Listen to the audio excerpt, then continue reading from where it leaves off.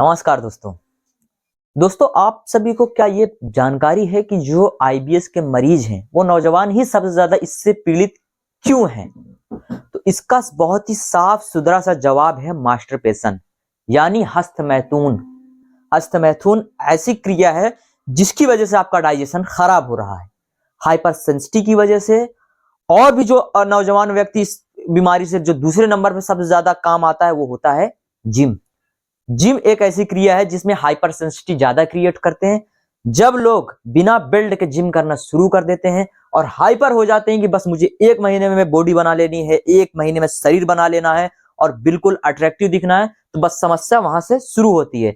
आप अट्रैक्शन के लिए जाते हो जिम में, शरीर बनाने के लिए जाते हो और वहीं पे आपकी नाभि डिस्प्लेस होती है और जैसे ही आपकी नाभि खिसकती है वैसे डाइजेशन बहुत बुरी तरीके से प्रभावित हो जाता है और आपका वहां से शुरू होता है असली गेम।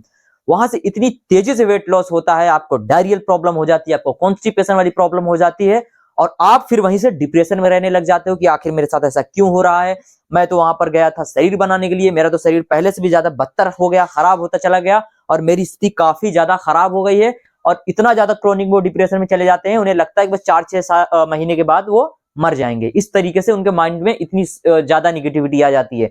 वहीं से तरह तरह का इलाज, क्योंकि भाई उनका जो मेन प्रॉब्लम है वो कोई बीमारी नहीं है, कोई मेडिसिन का वहां पे रोल नहीं है, लेकिन लोग अपना समय बर्बाद करने लग जाते हैं साइकियाट्रिस्ट के नाम पर। लोग अपना समय बर्बाद करने लग जाते हैं इधर उधर की दवाइयों के नाम पर और अपना होम्योपैथी आयुर्वेदिक करते करते करते करते इतना ज्यादा समय खराब कर देते हैं कि जो उनकी नाभि होती है वो ऊपर या नीचे जाने की वजह से उनके इंटेस्टाइन में सूजन आ जाती है। जब सूजन आ जाती है, क्योंकि वो सूजन जिस वजह से आई है, जब तक वो वजह आप पूरा एक तरीके से उस वजह को ध्यान नहीं दोगे, उस वजह के ऊपर काम नहीं करोगे, तब तक आपकी सूजन नहीं जाएगी। सूजन के लिए लोग दवा वगैरह लेने लग जाते हैं, तो उससे थोड़ा बहुत राहत उनको मिलता है। जब उससे थोड़ा बहुत राहत मिलता है, जैसी दवा छोड़ते हैं फिर वही सेम प्रॉब्लम और धीरे धीरे वो प्रॉब्लम बढ़ती ही जाती है, इतना ज्यादा कि वो कभी कभी आईबीडी तक के लेवल को पहुंचा देता है, यानी भयानक आपके एक तरीके से इंटेस्टाइन में सूजन आ जाती है।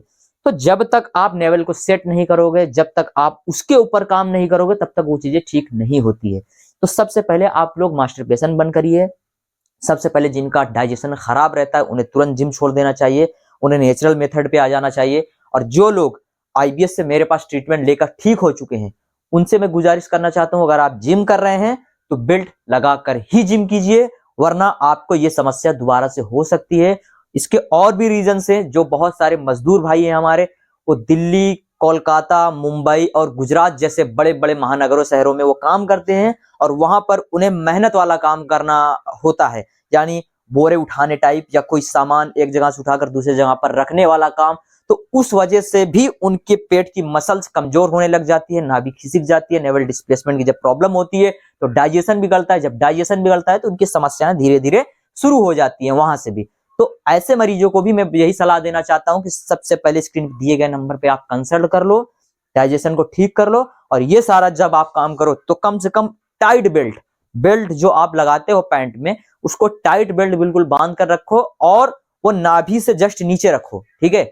यानी जो आपका एक तरीके से जो हड्डी आप ये देखते हो ना, ये आपकी जो मसल्स के जस्ट नीचे, यानी पेट के लोअर एब्डोमेन के जस्ट नीचे वाली जो हड्डी होती है, उसके ऊपर आप सभी को बेल्ट टाइट हड्डी के ऊपर जस्ट बांधना है, ठीक है। तो आप देखोगे कि आपकी नाभि खिंचने की जो समस्या है जो बार बार आपको सभी को होती है वो नहीं होगी और आप अपने काम को इजिली अंजाम दे पाओगे। तो ये बात याद रखना, इन चीजों से बचो, ठीक है। सबसे पहले जो इसका 70% केसेस में लोग मास्टरपेशन की वजह से ही आईबीएस को बढ़ावा देते हैं, ठीक है। और जो 20-25% है उन्हें जिम की वजह से होता है और जो थोड़ा बहुत मरीज हैं उन्हें, बहुत सारे लोगों को तो बाहरी खाना खाने की वजह से या फिर टाइफाइड इन्फेक्शन या स्पाइलो टाइप के इन्फेक्शन वगैरह जिनको होता रहता है, उन्हें भी ये समस्याएं देखने को मिलती रहती है। तो ये समझो कि आईबीएस मेडिसिन के थ्रू क्योर तो नहीं किया जा सकता, मैनेज तो किया जा सकता है, लेकिन हम लोग जो नेचुरल मेथड आप सभी को सिखा देते हैं बिना दवा के ना, तो आप बिना दवा के ठीक हो जाते हो। लोग कहते हैं कि सर मेडिसिन खाने से ठीक होता है, मेडिसिन खाने से, क्योंकि ये कोई बीमारी नहीं है, आपकी किसी भी डायग्नोस में कुछ आता नहीं है, किसी भी टेस्ट में कुछ आप सभी को डिटेक्ट नहीं होता कि भाई तुम्हें ये बीमारी है।